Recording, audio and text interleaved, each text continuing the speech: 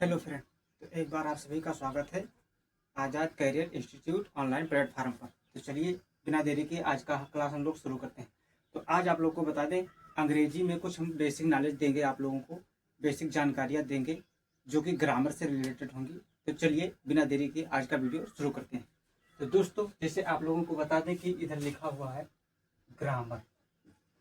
जैसे कि इंग्लिश पढ़ने के लिए ग्रामर सबसे ज़्यादा इम्पोर्टेंट है और महत्वपूर्ण है, क्योंकि अगर इंग्लिश सीखना है आप लोगों को तो ग्रामर पूरा पढ़ना होगा, ग्रामर के बारे में पूरा देखना होगा।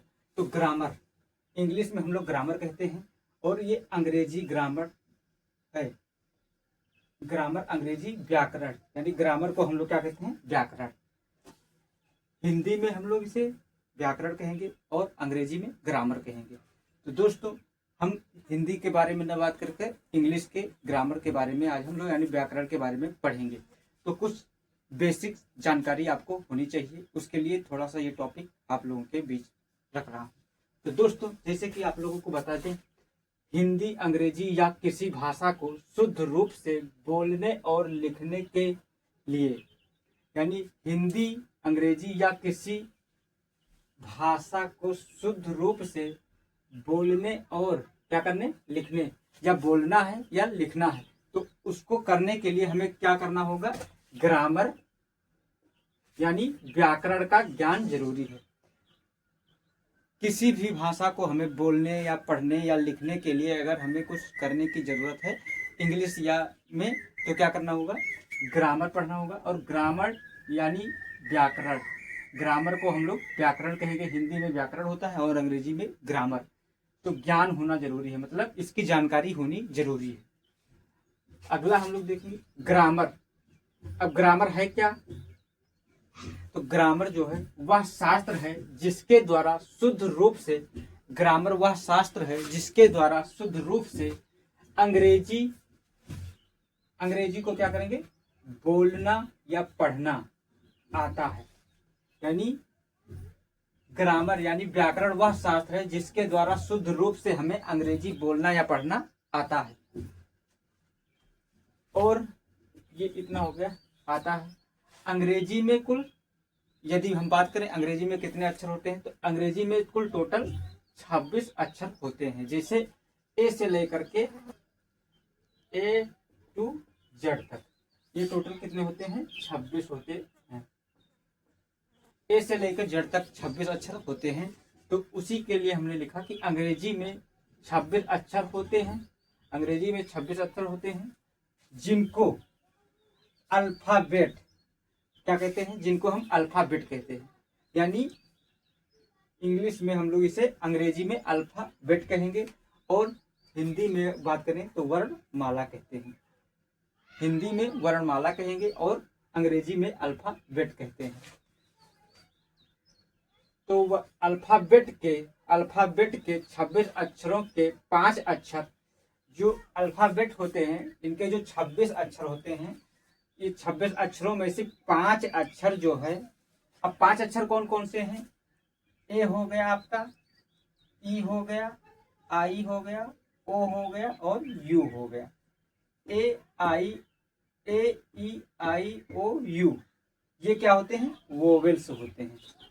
क्या होते हैं, वोवेल्स होते हैं, जिन्हें हम हिंदी में बात करेंगे तो स्वर्ण कहते हैं। हिंदी में क्या कहते हैं, स्वर्ण कहते हैं। और शेष 21 अक्षर जो बचते हैं, जो टोटल 21 अक्षर बचते हैं, जो शेष 21 अक्षर बचते हैं, उन्हें हम कॉन्सिस्टेंट्स यानी व्यंजन वर्ण कहते हैं। ध्यान दीजिए, 26 अक्षरों के 5 अक्षर ए ई आई ओ यू वोवेल्स होते हैं, जिन्हें हम स्वर्ण कहते हैं हिंदी में। अंग्रेजी में वोवेल्स इन्हें माना जाता है। और शेष 21 अक्षर जो बच जाते हैं, उन्हें हम कॉन्सोनेंट्स यानी व्यंजन वर्ण मिलाकर शब्द बनाते हैं। यानी व्यंजन वर्ण को, वोवेल्स और कॉन्सोनेंट्स यानी स्वर्ण और व्यंजन को मिलाकर हम कोई शब्द लिखते हैं या बनाते हैं। तो अंग्रेजी में वर्ड को क्या कहते हैं, शब्द यानी वर्ड होता है, इसका अर्थ होता है शब्द, वर्ड का। तो अंग्रेजी में शब्द जो है 8 प्रकार के होते हैं। 8 प्रकार के डिवाइड होते हैं। जैसे एक बार हम लोग बता दें कि ABCD जो का पढ़ते हैं, जैसे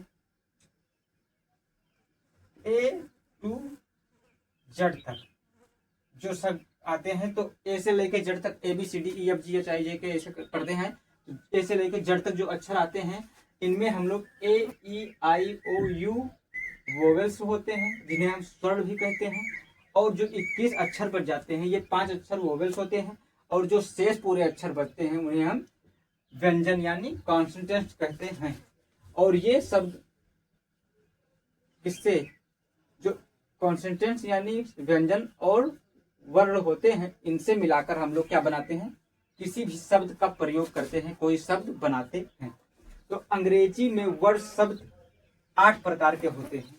अंग्रेजी में वर्ड शब्द जो होते हैं, ये 8 प्रकार के होते हैं। इन्हें हम जो 8 प्रकार के ये होते हैं, इनको हम क्या कहते हैं, तो part of speech, part of speech यानी पार्ट ऑफ स्पीच कहते हैं। इन्हें हम पार्ट ऑफ स्पीच कहते हैं। और ये कुछ इस प्रकार के होते हैं, नीचे जो लिखा हुआ है कुछ इस प्रकार के ये होते हैं। तो आप लोगों को बता दें, सबसे पहले नाउन होता है। क्या होता है, नाउन। तो NOUN नाउन, नाउन यानी संज्ञा। आगे हम इसके बारे में पूरा डिटेल से जानेंगे, लेकिन इस वीडियो में हम देखेंगे नाउन होता है, नाउन माने संज्ञा होता है। दूसरा होता है प्रोनाउन, प्रोनाउन, प्रोनाउन यानी सर्वनाम होता है। और तीसरा हम लोग पढ़ेंगे एडजेक्टिव, एडजेक्टिव का मतलब होता है विशेषण, या एडजेक्टिव का मतलब विशेषण। चौथा देखेंगे हम लोग वर्ब, वर्ब यानी क्रिया, कोई कार्य करने की क्रिया होती है, तो इसे हम वर्ब कहते हैं, वर्ब यानी क्रिया। और पांचवा हम लोग देखेंगे एडवर्ब, एडवर्ब मतलब क्रिया विशेषण। एडवर्ब, एडवर्ब का मतलब होता है क्रिया विशेषण। हिंदी में हम लोग इसे क्रिया विशेषण कहते हैं, इंग्लिश में हम लोग इसे एडवर्ब कहते हैं, यानी क्रिया विशेषण कहते हैं हिंदी में, और अंग्रेजी में एडवर्ब कहते हैं। दोस्तों अगला हम देखेंगे एडवर्ब यानी संबंध सूचक, हिंदी में इसे हम संबंध सूचक कहते हैं। और अगला देखेंगे क्या है ये, इंट्रोडक्शन यानी विस्मय सूचक, इसका मतलब होता है विस्मय सूचक। तो दोस्तों आज के वीडियो में इतना ही। उम्मीद करते हैं कि ये आप लोगों को कुछ बेसिक जानकारियां मिली होंगी।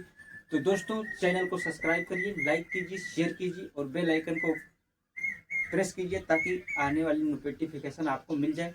मिलते हैं एक और नए वीडियो के साथ, तब तक के लिए जय हिंद, जय भारत, वंदे मातरम। स्वस्थ रहें, मस्त रहें, आनंद लेते रहें। Bye bye guys.